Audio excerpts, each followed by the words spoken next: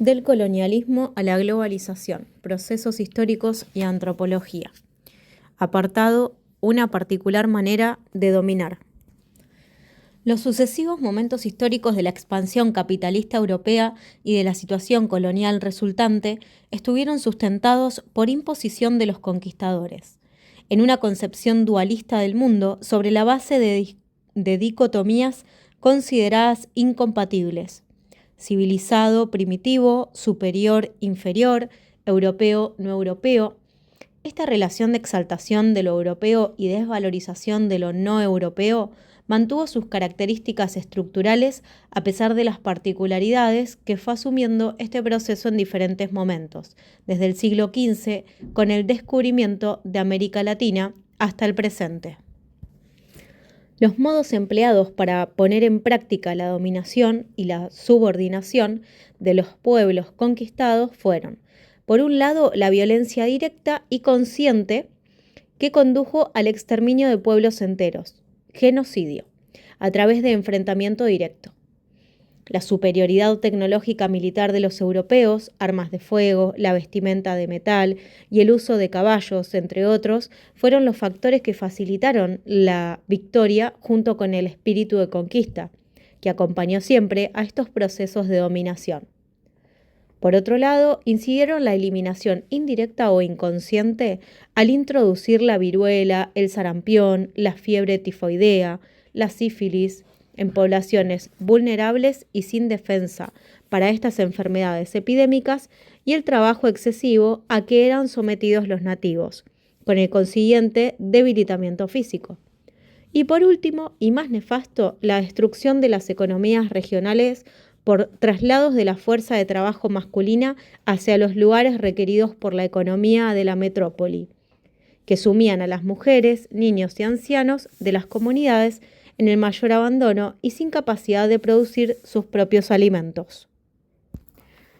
Otro de los métodos puestos en práctica por los colonizadores fue el paternalismo, instalado en la sociedad colonizada la necesidad de contar con un amo, un tutor blanco que orientara, educara y civilizara al nativo, legitimando de ese modo la violencia colonial.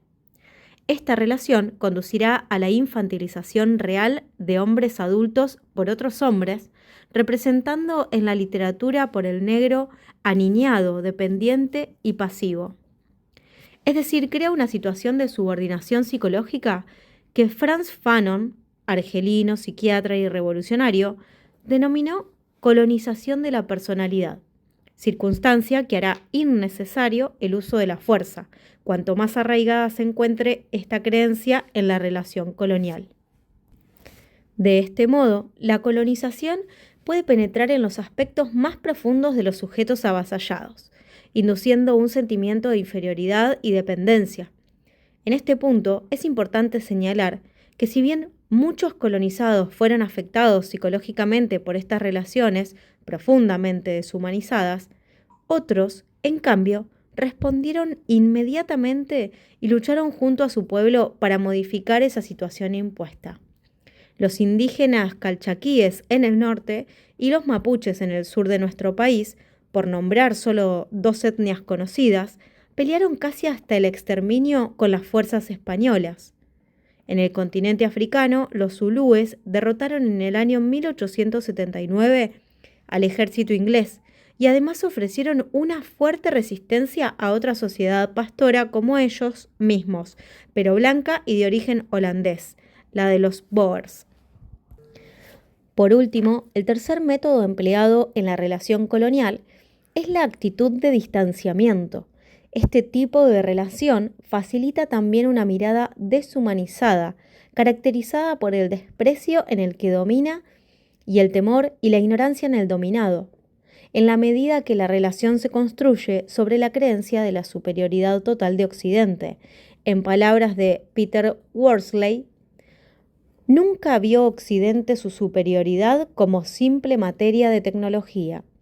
Era una superioridad total, ya que Livingstone, Manchester y la Biblia iban de la mano, no del todo como hipocresía racionalizadora, no por ningún uso de la religión, vasto y de doble intención, justificador de intereses materiales más sórdidos, sino porque cada uno formaba parte de un todo cultural, éticamente superior al que había desplazado.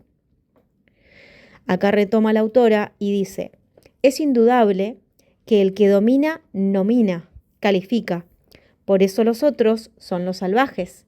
En su primigenia acepción de lo cercano al mundo de la naturaleza, o primitivos o bárbaros, los que no tienen un lenguaje como los hombres y hablan como los animales. Etapas de la expansión, de la colonización a la globalización. El sistema capitalista surge en el siglo XV, en una parte de Europa occidental, y se expande geográficamente en los siglos siguientes hasta cubrir el mundo entero, interviniendo y sometiendo a la casi totalidad de las sociedades. China y Japón nunca estuvieron bajo el control colonial occidental, aunque tuvieron que responder a su fuerza expansiva a partir del siglo XIX. Donde quiera que penetró, transformó ese territorio y a su población en un mercado satélite de una metrópoli. A cada etapa del capitalismo le correspondieron importantes cambios tecnológicos que transformaron el proceso de acumulación. Estas innovaciones, como en su momento la máquina de vapor, afectaron la organización de la producción y del trabajo. Por otro lado, este desarrollo tecnológico, como las mejoras en el transporte, las comunicaciones y los armamentos, facilitaron la expansión de los países europeos al resto del mundo. Las formas particulares que asumió cada intervención colonial se correlacionaron con las etapas de desarrollo del modo de producción capitalista y respondieron a las necesidades y a las contradicciones de ese sistema. Es así como América, Asia y África tuvieron que responder y respondieron de distintas maneras y en distintos momentos históricos a la conformación del mundo colonial. Primer momento, siglos XV al XVIII, el descubrimiento de América y los otros. El primer episodio o los inicios del proceso colonial se remontan al siglo XV y corresponden a la etapa llamada capitalismo mercantil. 3 acontecimientos son fundamentales en su aparición. A. El que conduce a la afirmación de las monarquías absolutas y surgimiento del Estado moderno. B. El que emerge como consecuencia del movimiento científico y cultural que encarnó el Renacimiento. Y C. El fenomenal crecimiento económico liderado por la clase burguesa que comienza con la revolución comercial y urbana de los siglos XI y XIII durante la Edad Media. Estos acontecimientos conducirán en la segunda mitad del siglo XV al desarrollo del capitalismo mercantil, promoviendo en su expansión valores considerados universales, que de hecho son etnocéntricos, ya que forman parte de esa visión del mundo que tenía Europa. Los factores más importantes que caracterizan este proceso fueron una actividad económica sobre la base exclusiva del afán del lucro y un espíritu de empresa, erigido a partir de una racionalización creciente en la organización de la producción, el comercio y los negocios y la progresiva desvinculación de los trabajadores libres de la propiedad de los medios e instrumentos de trabajo a cambio de un salario que en realidad implicaba que no podían sobrevivir sin vender su fuerza de trabajo a los empresarios. En palabras del sociólogo contemporáneo Immanuel Wallerstein, lo que distingue al sistema social histórico que llamamos capitalismo histórico es que en este sistema el capital, riqueza acumulada, pasó a ser usado invertido de una forma muy especial. Pasó a ser usado con el objetivo o intento primordial de su autoexpansión. En este sistema, las acumulaciones pasadas solo eran capital en la medida que eran usadas para acumular más capital, siempre que, con el tiempo, fuera la acumulación del capital la que regularmente predominara sobre otros objetivos alternativos. Tenemos razones para decir que estamos ante un sistema capitalista. Wallerstein, 1988. En esta primera fase del capitalismo se produce el descubrimiento de América y a partir de este hecho, la situación de Europa desde el punto de vista político sufrió cambios significativos. A la hegemonía de Francia e Inglaterra sucede en el siglo XVI la de España. Pero seguramente el hecho de mayor trascendencia es que se creó un imperio colonial, una organización política, económica e ideológica de gran trascendencia, que más tarde sería imitada por otras potencias. Como dicen los historiadores Stanley y Barbara Stein, la Edad de Oro de España fue un tiempo de conquista, no de paz, de plata, no de oro.